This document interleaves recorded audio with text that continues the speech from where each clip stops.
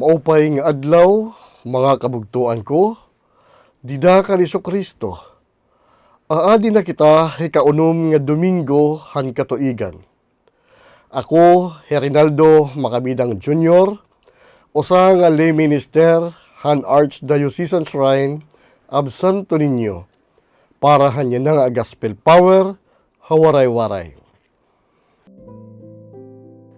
Ngan linusad Jesus, nga kaupod nira ngan tinukdaw hiya didahin usa nga hiluag nga kapatagan. Damo kaupay han iya mga tinun-an ngan damo nga mga tawo tikang habug-os nga Judea ngan Jerusalem ngan han mga baybayon han Tiro ngan Sidon. Ngan inihangad niya an iya mga mata ha mga tinun-an nga iya ginsiring, baraan kamo nga makablas, kay iyo ang ginhadian han Dios. Baraan kamo nga nagugutom niya na, kay pagbubusgon kamo. Baraan kamo nga nagtatangis siya na, kay magtatawa kamo. Baraan kamo kung pagdumtan han mga tao, ang kunwarayon, ang pagtamayon kamo. Ngan igsalikway an iyo ngaran nga sugad hingkaratan tungod lahan anak han tawo.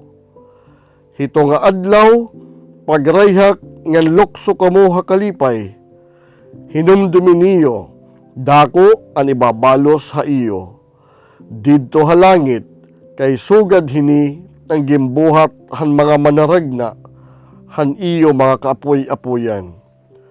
Kundi kairo niyo nga mga manggaranon, kay nakarawat na niyo an iyo pahalibway. Kairo niyo nga mga busog yana, kay paggugutomon kamo. Kairo niyo nga nagtatawa yana, kay magsusubo ngan magtatangis kamo. Kairo niyo kung maupay la anigyayakan ha iyo, han kadam-an, kay sugad nga hawhini ang gimbuhat hadton buwa nga mga manaragna haira mga kaapoy-apoyan. Haaton kalibutan, diin ang kakablasan gintatagad nga sugad nga problema nga kinahanglan masulbad. Ang pagtawag nga mga pobre nga mga malipayon, baga hinwaray pulos. Diri pareho kan Mateo nga nagunabi mahitungod han kablas sa espiritu, ngan Hilukas nagunabi god mahitungod han material nga kakulangan. Basi naton husto nga masabtan ang karuyag sidngon ni Jesus, kinahanglan hibaruan naton ang baga hindiri importante nga detalye nga amo anyawi hapagkilala kung kanay iginpapahayag ni Jesus ang mga bendisyon. Bisan kung damo ang tawo nga presente hapamati kan Jesus, ang teksto matinaw nga nasiring nga igimbutang ni Jesus an iya mga mata ha iya mga tinun-an, an iya ginlalauman nga mamarati han mga kalipayan, amo adton kinaburuton nga kinarawat han kakablasan ngam binayaan an nga tanan.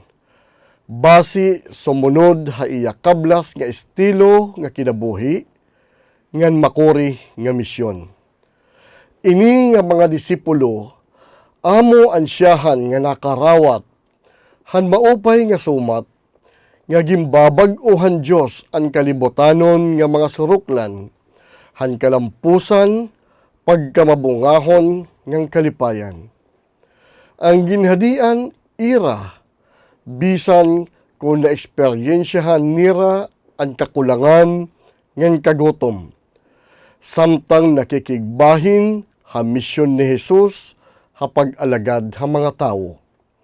Magtatangi sira, samtang nakikigbahin hira ha kahimtang ni Jesus, sugad nga usa nga ginhukman nga propeta, kundi gimpapasarig hira nga ini nga tanan mababag-o kung bug-os nga ipadayag na ang ginhadian.